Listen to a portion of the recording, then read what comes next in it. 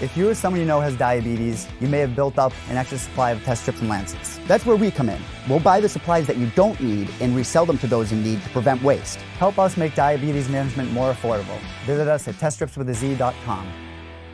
Mike Heck here at Webster Bank Arena as we just wrapped up a pretty cool Bellator 225 card. 14 fights, 14 finishes. This man needs no introduction. How are you?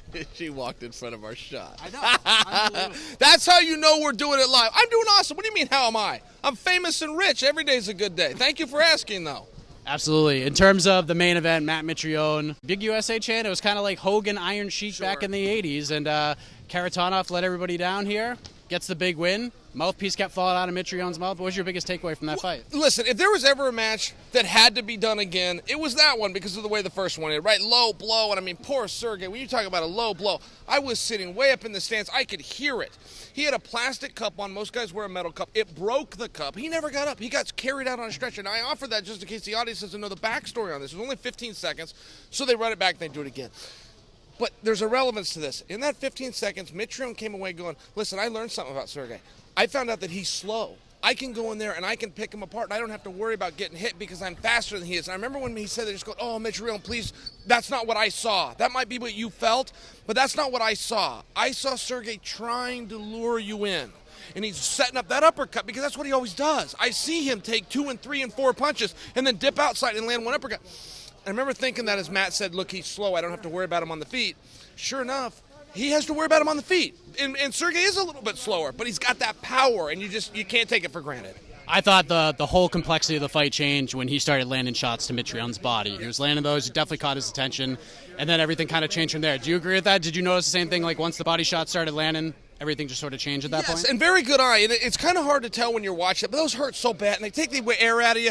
And pretty soon, your energy's going down. It looked like Mitrione was slowing down just a little bit, which it comes with fatigue. So I think you're calling that spot on. But the other side of it was Mitrione never tried to flip the script. He never tried to grab a hold of him. He never tried to drag him down. And that's not a huge tool that Mitrione uses, but it is a tool that he has. Mitrione is very good with the grappling. A lot of people just don't know that. He never changed course.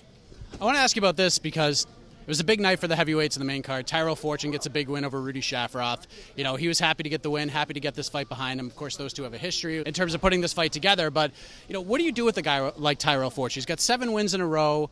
Is he ready for the upper echelon guys at this point, or is it just too soon? Just keep kind of moving him the way that you're moving him right now. No, I think that's one of the problems. You put him with a guy like Rudy, who's undefeated. Nobody's gotten in Rudy's way and been successful. You got Tyrone, who's completely undefeated. In this sport, if you beat a guy that has something, you take whatever he's got. If the guy's a world champion, you beat him. You're now the world champion. So Tyrell picks up all those wins. Picks up all the guys those guys beat. I don't know how many guys you have to beat to get somebody's attention. And whenever I hear people say, well, he's a little bit raw, I agree. He's raw for the potential he has. But for the competition as it is now, I haven't seen anybody that can beat him. What'd you think of Nick Newell tonight? Nick's a stud. You listen, you get into this sport to find out if you're a tough guy. There is never a day of Nick's life he has to go to bed and lay there at night and go, oh, I wonder if I'm a tough guy. Yeah, Nick, you're a tough guy. You qualify as a tough guy. He got really emotional in the back during his post-fight interview. It was just a big moment. He's had some big fights, but fighting 10 minutes from his house, it was just amazing for him to do that.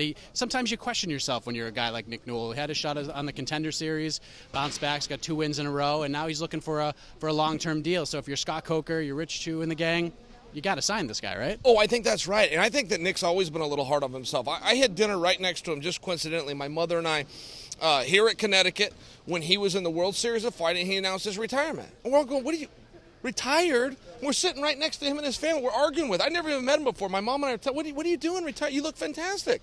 And that was years ago. Unfortunately, he didn't do it because I see it the way you see it, that only bigger and better things are on the horizon for him. How are you enjoying retirement? I'm bored as can be. My right? wife and I joined a tennis club, and we don't play tennis. We don't even own rackets. But that's how bored we are. We were looking for something to do. So what do you do there? And we don't do a damn thing. I've never been back. I signed up. They took my money. I never returned. It was a way to kill 2 hours filling out their paperwork. You're a busy man. I appreciate this. This is an honor, kind of a bucket list conversation for me. I appreciate it. You're a great guy. Nice to meet you, Mike.